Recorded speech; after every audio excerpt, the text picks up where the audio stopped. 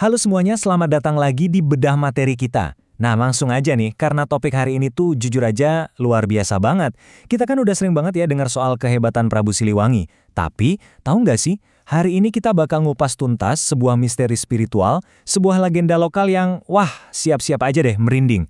Karena kekuatan yang bakal kita bahas ini bener-bener di luar nalar. Coba deh kalian pikirin sejenak. Siapa coba yang bisa membelah fisiknya sendiri jadi 5? Maksudnya, beneran 5 raga secara fisik ya, bukan sekedar trik sulap atau ilusi optik. Ini dia nih, kotak misteri utama yang bakal kita buka bareng-bareng. Bayangin, kalian lagi berhadapan sama satu orang, terus dalam sekejap mata orang itu berubah jadi 5 wujud yang persis sama. Kira-kira siapa ya sosok misterius ini? Oke, kita masuk ke bagian pertama, legenda ilmu 5 raga. Titik fokus cerita kita ini ada di Banten, lebih tepatnya di daerah Pandeglang. Nah, fakta yang menurut saya super menarik dari catatan sejarah para ulama, yang juga kita ambil dari sumber kita hari ini di bondowoso.com, itu nunjukin kalau wilayah Banten ini nyimpan sebuah pusaka spiritual. Ibaratnya ada energi murni yang benar-benar ngelampauin logika manusia, dan jujur aja masih jarang banget diketahui sama masyarakat luas. Dari sinilah cerita epik kita ini bermula. Lanjut ke bagian kedua nih, pencegatan sang jawara. Sekarang, coba bayangin adegan ini. Tokoh utama kita, seorang wali Allah yang namanya masih kita rahasiain dulu, lagi santai di perjalanan bawa mobil. Tiba-tiba, suasana yang tenang itu berubah drastis jadi mencekam. Ada mobil yang ngikutin, agresif banget, pokoknya ngejar-ngejar gitu deh. Terus, dor! Terdengar suara tembakan yang keras banget, mecah kesunyian. Dan akhirnya, terjadilah penghadangan total, mobil sang wali dicegat habis-habisan di tengah jalan. Benar-benar penyergapan yang bikin jantungan. Terus, pertanyaannya, siapa sih yang nekat ngelakuin penghadangan sebrutal ini? Namanya Jaro Karis. Di tanah Banten zaman itu, wah, dia ini bukan orang sembarangan. Dia itu jawara yang terkenal banget. Bener-bener dihormatin, tapi sekaligus sangat ditakutin karena ilmu kesaktiannya yang luar biasa. Ibaratnya, dia ini sosok antagonis yang punya reputasi mematikan, baik secara fisik maupun magis. Dan Jaro Karis ini sama sekali nggak ragu buat main kasar. Dia sengaja nembak ke arah kendaraan sang wali. Ini tuh bukan tembakan nyasar atau peringatan biasa loh. Ini adalah bentuk intimidasi tingkat tinggi. Semacam perintah brutal supaya sang wali saat itu juga langsung menyerah ke dia. Ketegangannya di momen ini benar-benar udah sampai di ubun-ubun. Tapi, di sini letak serunya. Coba perhatiin kontras yang tajam ini. Di satu sisi, ada Jaro Karis, jawara yang super agresif, bawa pistol, siap nembak. Terus di sisi lain, sang wali Allah ini keluar dari mobil, tangan kosong, tanpa senjata satupun. Dan nggak kelihatan takut sama sekali. Beliau malah nyamperin sang jawara dengan wajah yang benar-benar tenang dan santai. Luar biasa kan? Kita masuk ke bagian ketiga, karomah sang wali. Pas Jaro Karis udah nodongin pistolnya tepat di depan muka sang wali buat nakut-nakutin, anehnya nggak ada kepanikan sedikit pun. Ancaman senjata api yang nyata itu malah dibalas pakai tindakan spiritual yang nggak masuk akal. Sang wali cuma ngelakuin satu gerakan sederhana. Beliau dengan santainya ngibasin sorban yang beliau pakai. Gerakannya elegan, rileks banget, tapi tunggu sampai kalian dengar apa yang terjadi setelahnya. 5! Ya, cuma dengan sekali kibasan sorban itu, dalam hitungan detik, wujud sang wali membelah jadi 5 raga secara fisik.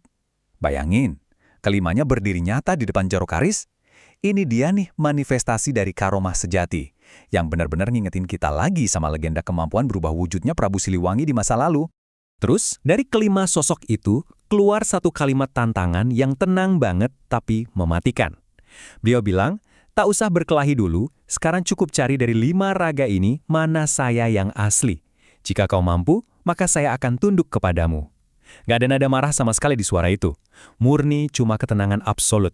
Tapi justru itulah yang bikin otoritas spiritualnya kerasa sangat-sangat mengintimidasi. Lanjut ke bagian keempat, jatuhnya mental sang jawara. Akibatnya, secara fisik, Jaro Karis langsung kaku, kena mental ibaratnya. Dia nggak bisa ngapa-ngapain, cuma bisa terdiam dan melongo karena otaknya kayaknya gagal nangkep apa yang baru aja dia lihat. 5 sosok identik di depan mata. Seketika itu juga, badannya langsung basah kuyup keringat dingin yang mengalir deras. Ini nih yang namanya runtuh secara psikologis. Segarang-garangnya orang, kalau udah dihadapkan sama sesuatu yang di luar kapasitas nalar manusia, pasti bakal syok berat. Dan sebagai simbol kekalahan yang paling telak, pistol yang sedari tadi dipegang erat sama sang jawara, akhirnya jatuh gitu aja ke tanah. Dia bahkan gak sadar loh pistolnya lepas, tangannya udah keburu lemes duluan.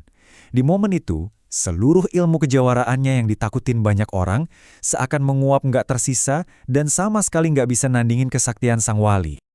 Nah, sekarang kita di bagian kelima. Siapakah sang wali? Jadi, pertanyaannya kembali lagi ke awal nih. Siapa sebenarnya wali Allah asal Pandeglang, Banten ini? Sosok tanpa nama yang bisa berubah wujud jadi 5 kayak Prabu Siliwangi dan bisa ngeruntuhin mental jawara terkuat tanpa perlu nyentuh fisiknya sama sekali. Kalian pasti udah penasaran banget kan? Oke, ini dia jawabannya. Boleh dicatat baik-baik nih. Nama beliau adalah Ahmad Bustomi bin Ahmad, atau yang di kalangan masyarakat lebih akrab dan dipanggil dengan penuh rasa hormat sebagai Abuya Bustami Cisantri. Ya, inilah sosok ulama besar itu. Sang wali Allah dari Banten yang ternyata mewarisi karomah tingkat tinggi yang jarang banget terekspos. Dan ingat, ini bukan cerita fiksi ya. Di dunia nyata, beliau ini adalah pendiri sekaligus pengasuh pondok pesantren Salafiyah Al-Hidayah. Bayangin, beliau ini seorang pendidik, seorang ulama yang ngabdiin hidupnya buat nyebarin ilmu agama.